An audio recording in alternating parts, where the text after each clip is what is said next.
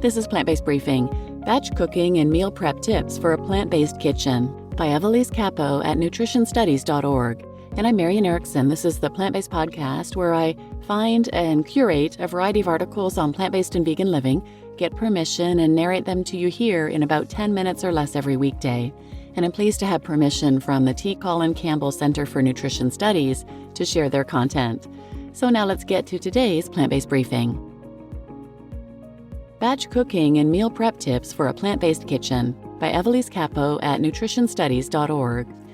Many of us today feel constantly stretched thin, moving from one to-do list to the next, balancing work and family life, and often taking shortcuts when it comes to our health, especially with our diets.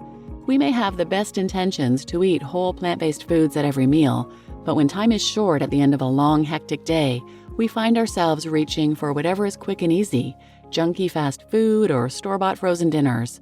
How can we avoid these common pitfalls? One of the best ways is to prepare healthy ingredients, snacks, and meals in large batches before we need them. This kind of preparation takes some planning and an upfront investment of time, but it saves time and money in the long run. And if you can stay well organized, you're also less likely to waste food.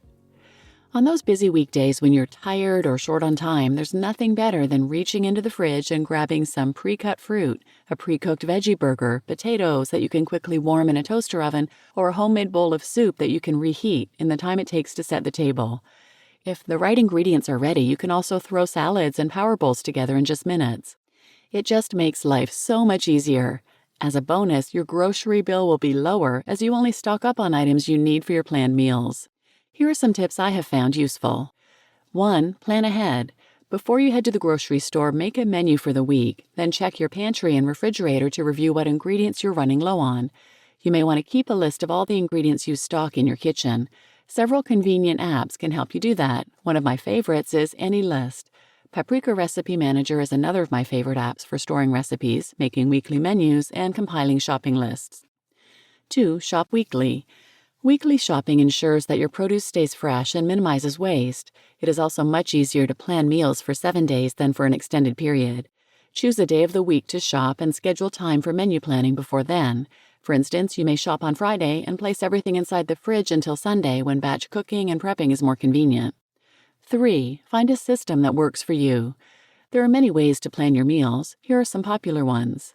A. Choose themes for each night. Monday could be Mexican night, Tuesday Asian night, Wednesday Italian night, Thursday burger night, Friday pizza night, and so on. B. Cook meals that can be combined with new ingredients. Monday's chili might be used to top baked potatoes on Wednesday. Tuesday's crispy lentil bacon might be used as a topping on pizza Thursday and a Power Bowl ingredient for lunch on Friday. You could serve quinoa with veggies and beans one day and add it to your oatmeal or soup on another day. The possibilities are endless.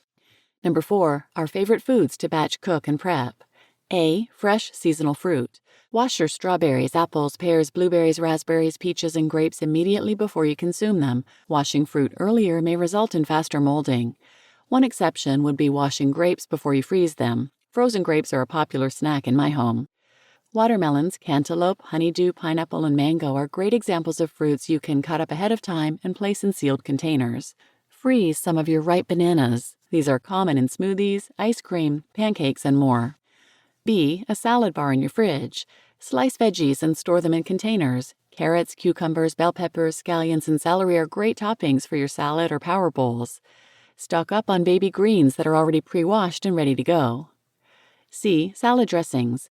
You can dress salads simply with a sprinkle of nutritional yeast, Italian herbs, and a vinegar of your choice.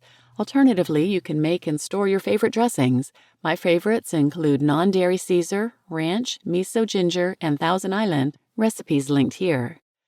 D. A big pot of soup. Soup is easy because everything goes in one pot. Switch it up and cook a different soup every week. E. Chili. You can eat chili by itself, served over grains, on top of potatoes, over homemade baked tortilla chips, in a power bowl, etc. F. Burger of the week. Double or triple the recipe for a burger to enjoy easy meals all week. You can even freeze extras for a later time. It is better to freeze them after you cook them so they don't fall apart in the freezer.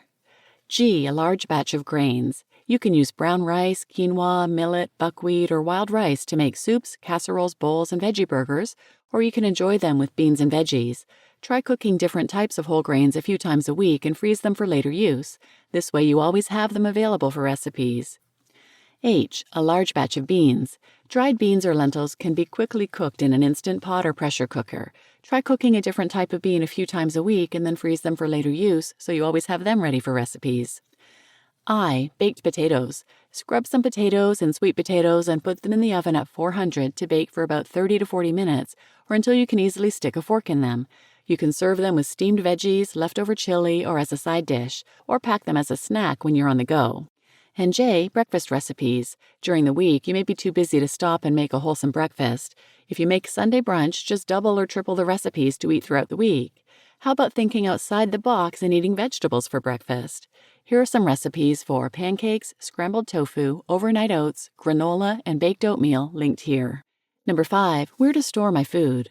A. Glass containers. These are optimal storage containers for the refrigerator and freezer, allowing you to reheat your meals in the same container and minimize dishwashing.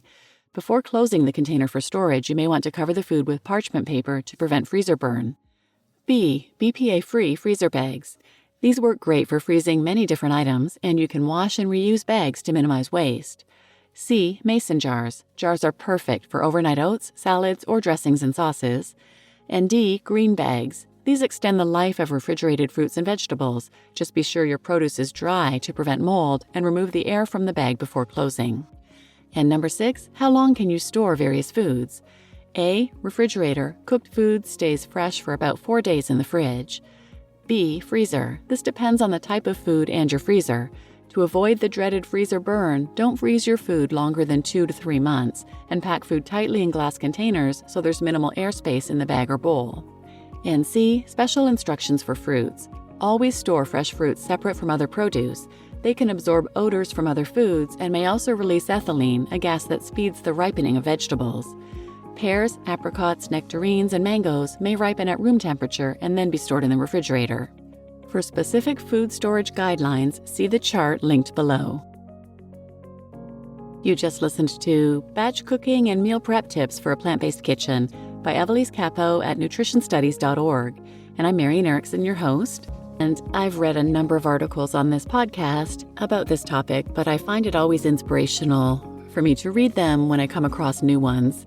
I will link a bunch of them in the show notes, or wherever you listen to this podcast. In the search field, you could enter batch cook or meal prep, and a bunch of those will come up.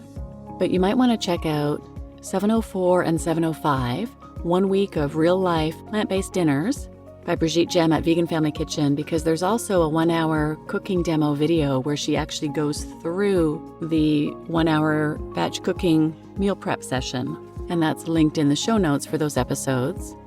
And then 567 and 568, Minimum Viable Meal Prep, Basic Plant-Based Batch Cooking by Brigitte Gem at veganfamilykitchen.com. So please share this episode with anyone who might benefit, and thanks for listening.